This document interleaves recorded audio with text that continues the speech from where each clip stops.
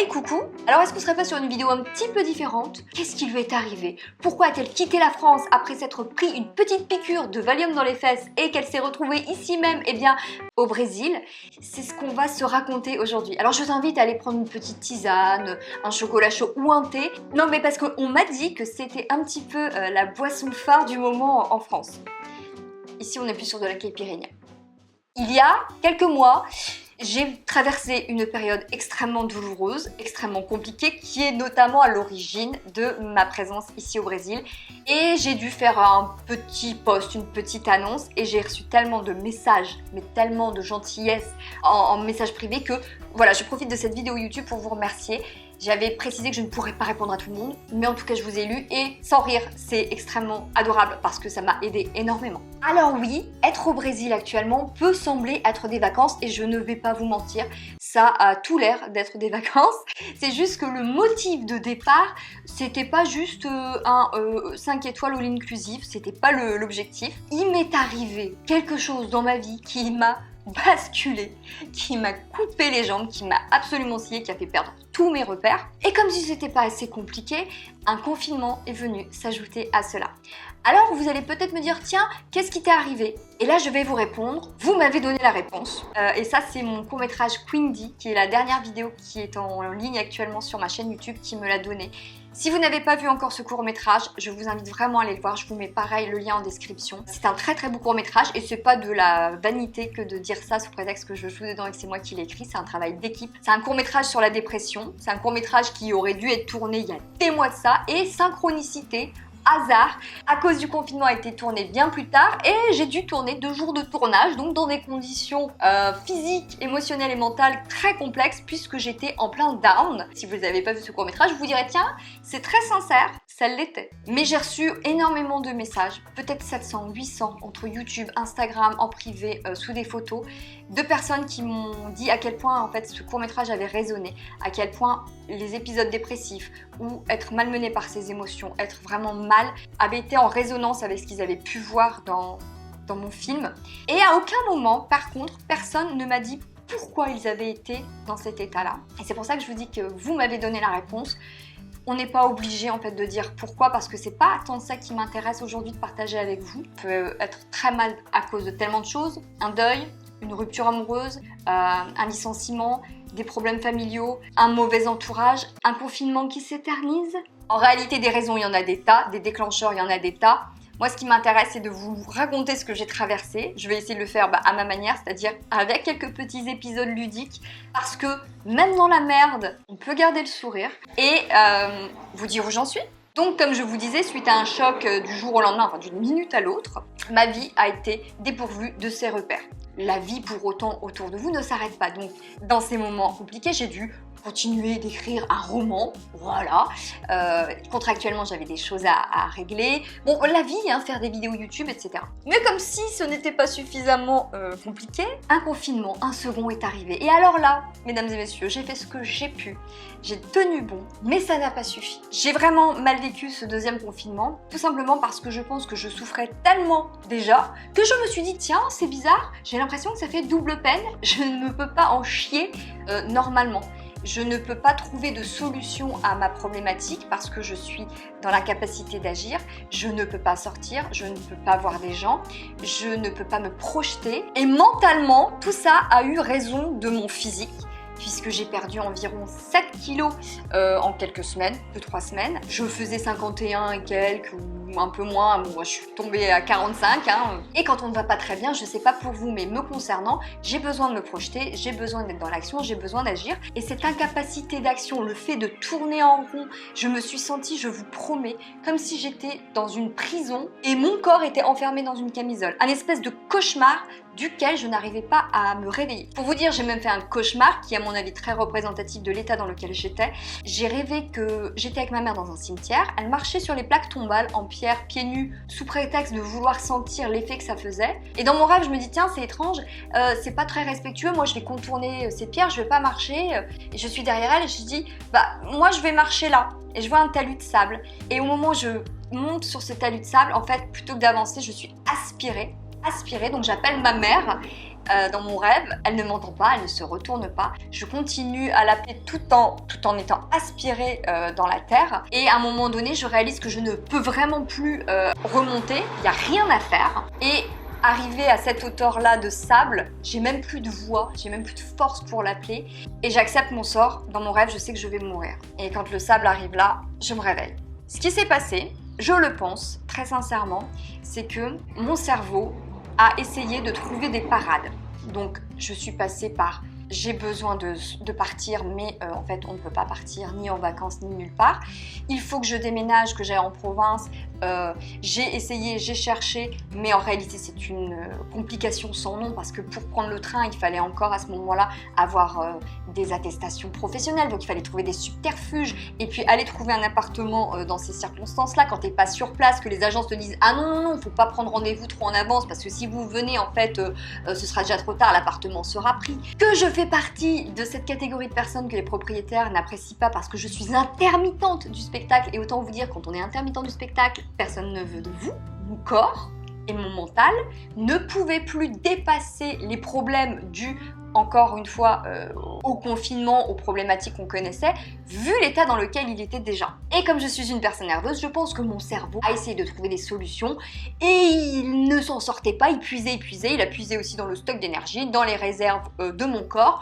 J'ai fondu. Quelques jours durant, je n'ai pas su trop marcher. J'avais plus de force ni dans les jambes, ni dans les bras. Et durant de nombreuses semaines également, j'ai commencé à ressentir un pic dans le plexus solaire. J'y ai pas prêté attention au début. Puis il est venu de plus en plus quotidiennement, ce pic. Puis il s'est installé.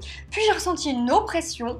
Puis toutes les nuits, pendant une dizaine de jours, je n'avais pas de mal à m'endormir. Par contre, au bout d'1h30 d'endormissement, je me réveillais avec une douleur vive qui me sortait de ma torpeur, de mon sommeil, et impossible de m'endormir derrière. Au départ, j'ai cru que c'était des crises d'angoisse. Peut-être ça en est, mais ça ne ressemble pas à ce que j'ai pu lire sur internet, parce que j'étais pas en panique au moment du réveil, j'étais pas en train de faire une crise, en train de pleurer, juste cette douleur me réveillait, comme si quelqu'un me sortait comme ça, en m'arrachant un bout d'organe, et ça a duré 10 jours. Je peux vous assurer qu'au bout de 10 jours, quand vous dormez 1h30 par nuit, vous frisez la folie. Vous n'êtes plus en capacité de raisonner. Vous n'êtes plus lucide, vous n'êtes plus qu'un zombie, vous êtes encore moins solide physiquement. Je tenais bon encore en essayant de trouver des solutions et un soir, mesdames, messieurs, de raclette, où ma mère était présente ainsi que ma meilleure amie, j'essayais encore de me dire qu'est-ce que je peux faire? Je peux pas rester ici, j'ai l'impression de devenir folle, je tourne en rond,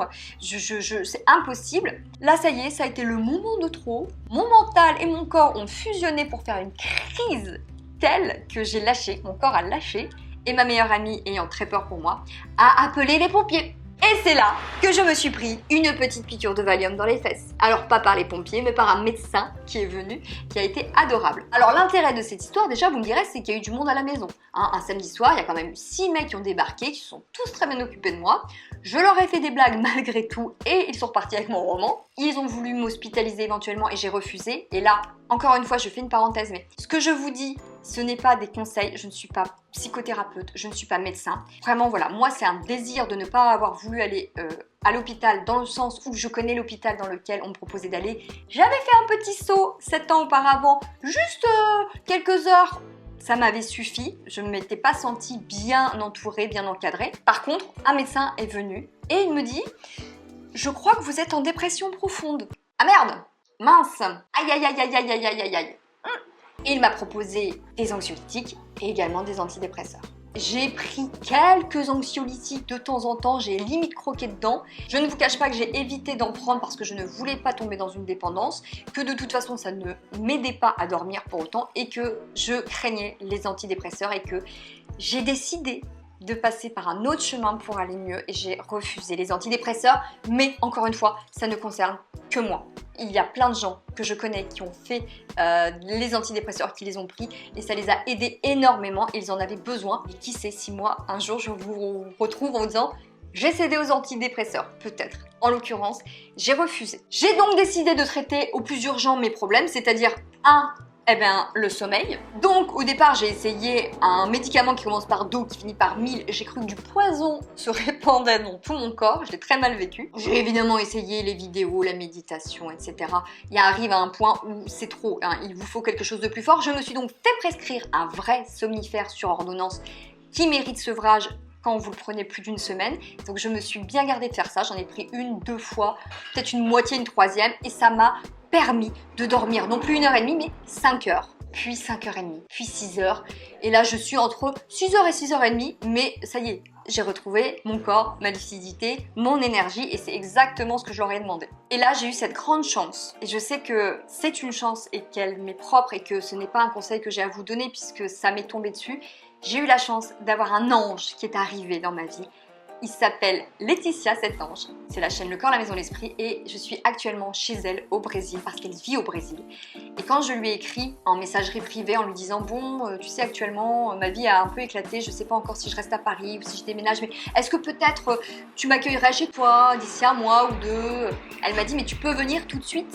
Viens tout de suite, viens pour Noël, viens pour le Nouvel An. En fait, les frontières sont ouvertes.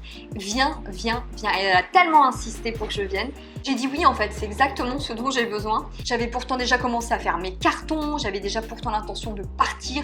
J'étais dans le flou le plus total, mais d'un seul coup, cette perspective-là m'a fait me dire « Ah oui tiens, ne te précipite pas sur toutes les solutions et les prises de décision. » Ça, c'est un truc que j'ai vraiment appris, c'est-à-dire ne pas se précipiter quand on va très mal, de prendre des choses, des décisions radicales. Mais va faire ça, va te retaper, va reprendre du poids, va respirer et vois en fait ce que tu penses vraiment, ce que tu ressens vraiment et où tu en es. J'ai donc pris un avion pleine de tristesse, d'angoisse professionnelle, financière, émotionnelle. Bon bref, j'étais dans un état désemparé. Donc je me suis pas dit que j'allais obtenir toutes mes réponses en arrivant ici, que tout allait s'illuminer, s'éclairer. Par contre, une chose était certaine pour moi, même dans mon état, c'est que les réponses, je les trouverais pas plus en restant là où j'étais, dans les conditions dans lesquelles j'étais, dans l'environnement dans lequel j'étais. Donc me voici au Brésil. Beaucoup de choses ont bougé, beaucoup de choses ont évolué. Évidemment grâce à la liberté retrouvée. Ici, on vit avec le Covid.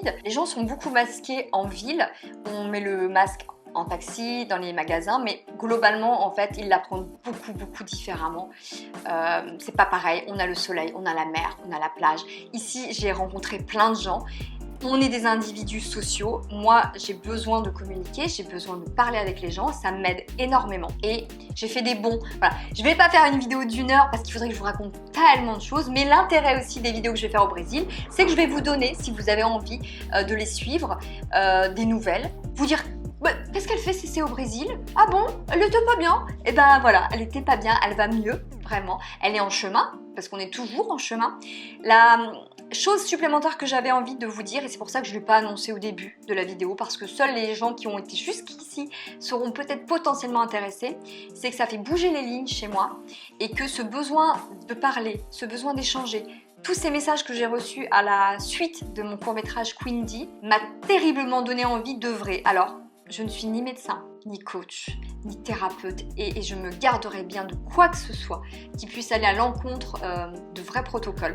Par contre, je suis en train de mettre en place des choses pour créer du lien et pour créer en fait des espaces où peut-être je serai à même, bref, de vous apporter des choses et en tout cas de libérer une certaine parole. Je vous invite vraiment à me rejoindre sur Instagram si ce n'est pas déjà fait et si ça vous intéresse potentiellement parce que c'est là-bas que je ferai des annonces là-dessus, en ce sens. Ça va arriver doucement, mais moins doucement qu'il n'y paraît. Encore une fois, si vous pensiez dans cette vidéo trouver des solutions, des outils, des clés, c'est pas le propos d'aujourd'hui. Le truc, c'était juste de vous donner des nouvelles et vous expliquer pourquoi sur Instagram vous voyez le Brésil, vous expliquer pourquoi d'autres vidéos sur le Brésil vont arriver, l'évolution de mon poids, de mes conditions physiques, de mes fesses, parce que là, c'est pas possible, les gars. J'ai tellement maigri qu'en fait, j'ai 2 crêpes de tapioca à la place des fesses. On regarde mon cul, on se dit, tiens, cet enfant entre en CM2 à la rentrée. On dit non, on refuse, absolument. Et alterner avec des vidéos où je vous fais découvrir le Brésil, où je découvre des choses qui ne sont pas forcément heureuses, de type alimentaire, hein, spécifiquement brésilien. Il y a des tas de choses à faire, donc voilà. Suivez CC in Brazil si vous le souhaitez. Rejoignez-moi sur les réseaux sociaux, sur Instagram. Et sachez que je pense fort à vous. Mais au-delà de ce que vous pensez, vraiment, je suis en empathie profonde. Et je vous dis donc à la prochaine. Bisous. Bisous.